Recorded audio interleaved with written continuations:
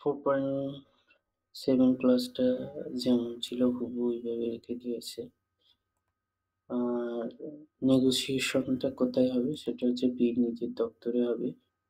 পির যে দপ্তর আছে সেই দপ্তরেই হবে। আমার ক্ষেত্রে office of the executive engineer, sales and distribution Kalurghat, Chittagong, সেটা উল্লেখ করা হয়েছে। এরপরে contract award, the amount of performance review shall be 10% of the service provider commission in the currency of Bangladeshi টাকা। এটা PPS2 গাইডলাইনে যা ছিল হুবহু তাই রেখে দেওয়া হয়েছে। আর এখানেও জাস্ট বলা হয়েছে যে ৫ কোটি টাকার নিচে হলে 7 ডেজের ভিতরে হবে। যে এখানে যে ডেজের জায়গায় শুধু 7 এটা করে দিলেই হচ্ছে। আর বাদবাকি PPR এ যেভাবে ছিল হুবহু তাই রাখা হয়েছে। শুধু এখানে 7 ডেজ কথাটা উল্লেখ করা হয়েছে, 7 ডেজ। এখানেও হুবহু তাই। পাস কন্ট্রাক্ট সাইনিংটা কয়দিনের ভিতর করবো?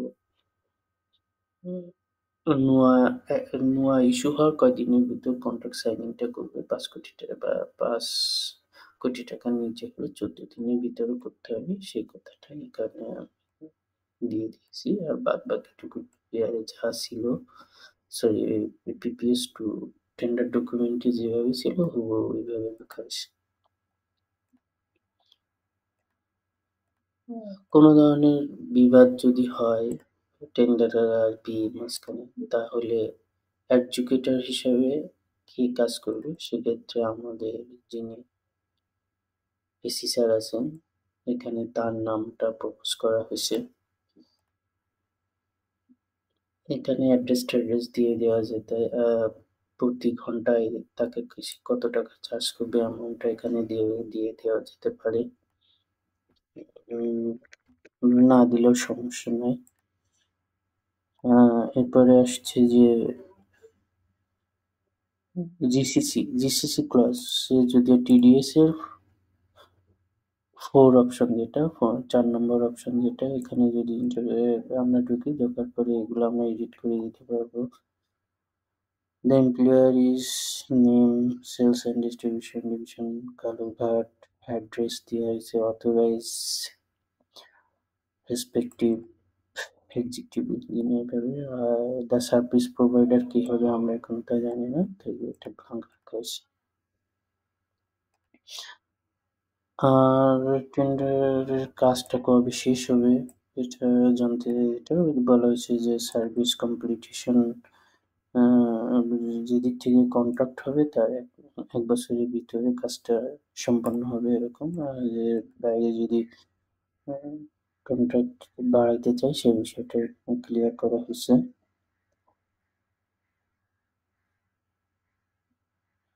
কমিউনিকেশন কিভাবে করবে? কমিউনিকেশন করার জন্য address of the commission noticer, sales and distribution division, পির যে ঠিকানা আছে এগুলো দিয়ে গেছে, ইমেইল আইডি দিয়ে গেছে। আর সার্ভিস প্রোভাইডার কি আমরা এখনো জানি না, এটা ব্লাঙ্ক থাকবে।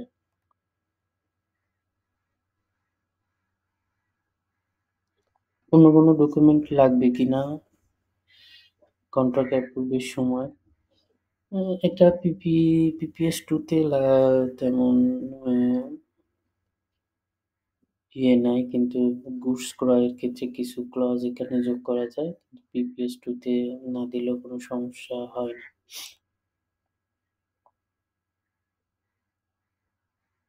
এরপরে আসছি ইফেক্টিভনেস অফ কন্ট্রাক্ট। এটা আমরা আগেও দেখছি যে PPR গুলো বলা হয়েছে কন্ট্রাক্ট সাইনিং এর 14 দিনের ভিতরে, ওই নোয়া ইস্যু 14 দিনের ভিতরে সে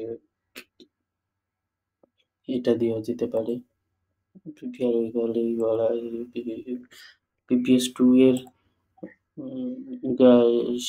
PPS2 এর শিডিউলে এইভাবেই বলা আছে, সেটাই এখানে উল্লেখ করা হয়েছে।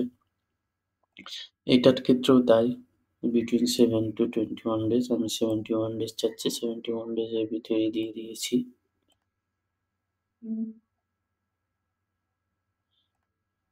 The tender completion date of the contract, এখানে ডেট দিছি অথবা আপনি বলতে পারেন আ কন্ট্রাক্ট সাইনিং এর ১ বছরের ভিতর আমার কাজটা শেষ করা লাগবে।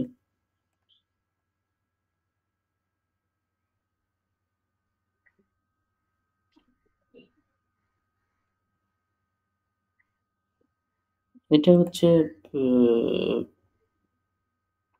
উম সার্ভিস প্রোভাইডার যে জনবল আমাদের উম সাপ্লাই করবে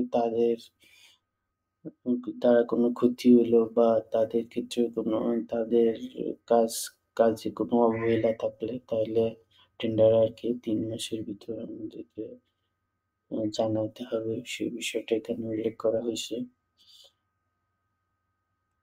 উম কোনো অ্যাকশন যদি টেন্ডারার নিতে চায়, যে অ্যাকশনটা নিতে গেলে উম আমাদের পির অনুমতি লাগবে টেন্ডারের এরকম একটা ক্লজ এখানে যোগ করা হইছে। যেমন আমাদের ভেন্ডিং অপারেটর হিসেবে অলরেডি কিছু লোকজন আমাদের ব্যাপারে কাজ করে।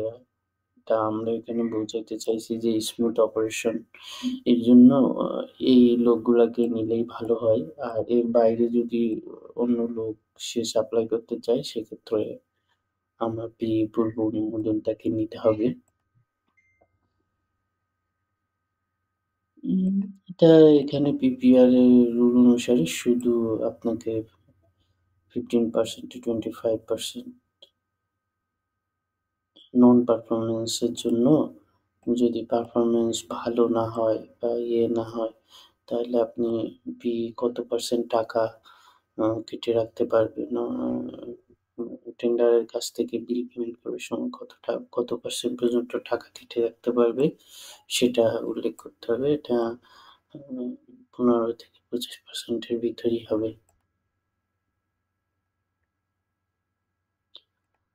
আম এ টেন্ডারের যে জনবলগুলা দিবে তাদেরকে পক্ষ থেকে কোনো অ্যাসিস্ট্যান্স করা হবে কিনা? এগুলা আসলে অ্যাসিস্ট্যান্স তো আমরা যেগুলা করা লাগে সেগুলো করব। কিন্তু আমরা নিজেকে উম বাউন্ড বা ডিক্লেয়ার করে নিজেকে বাধ্য করতে চাচ্ছি না। তাই এখানে নট অ্যাপ্লিকেবল বা নান দেয়া হইছে। পেমেন্টটা কিভাবে হবে? পার মান্থ পেমেন্ট গুলা টেন্ডারার তার যে এমপ্লয়ি আছে তাকে ব্যাংকের থ্রুতে করতে হবে। হ্যান্ড ক্যাশের মাধ্যমে করতে পারবে না। উম এইগুলাই এখানে উল্লেখ করা হয়েছে যে ব্যাংকের থ্রু দিয়ে পার মান্থের ৫ তারিখ বা যে তারিখ নির্ধারণ করা হয়, তারিখের ভিতরে টেন্ডারারকে তার এমপ্লয়িদের বেতনটা দিতে হবে থ্রু দ্য ব্যাংক।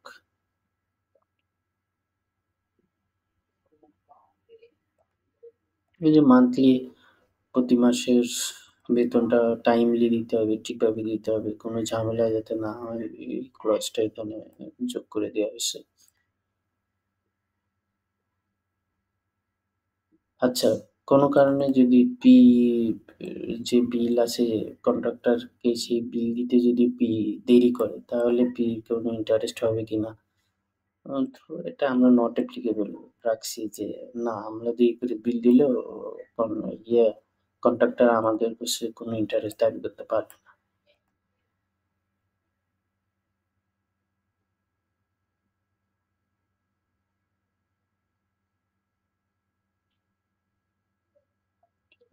ও আচ্ছা, পিই তার পিই কর্মকর্তাদের পারফরম্যান্সটা কিভাবে মূল্যায়ন করবে? সেটা কি প্রসিডিউর এ করবে সেটা বলা হয়েছে যে তাদেরকে ওয়েল ড্রেসড হইতে হবে, টাইমলি অফিসে আসতে হবে, পাংচুয়াল হইতে হবে, ক্লিনলিনেস থাকতে হবে। এই ধরনের বিষয় ঠিক টাইমে অফিসে আসতে হবে। এই বিষয়গুলো এখানে উল্লেখ করছি আমি। বিবাদ হলে এডুকেশন হিসেবে আমার এসি স্যার কাজ করবেন। এই তাতেও যদি সমাধান না হয় তাহলে এ এক্সিকিউটর হিসেবে আ অন্য কাউকে যদি কখনো অ্যাপয়েন্টমেন্ট করা লাগে সেক্ষেত্রে ইনস্টিটিউশন অফ ইঞ্জিনিয়ারিং এর যে প্রেসিডেন্ট আছেন উনি করবেন। যদি আম আ আমাদের কন্ট্রাক্টর যিনি কাজটা পাবেন তিনি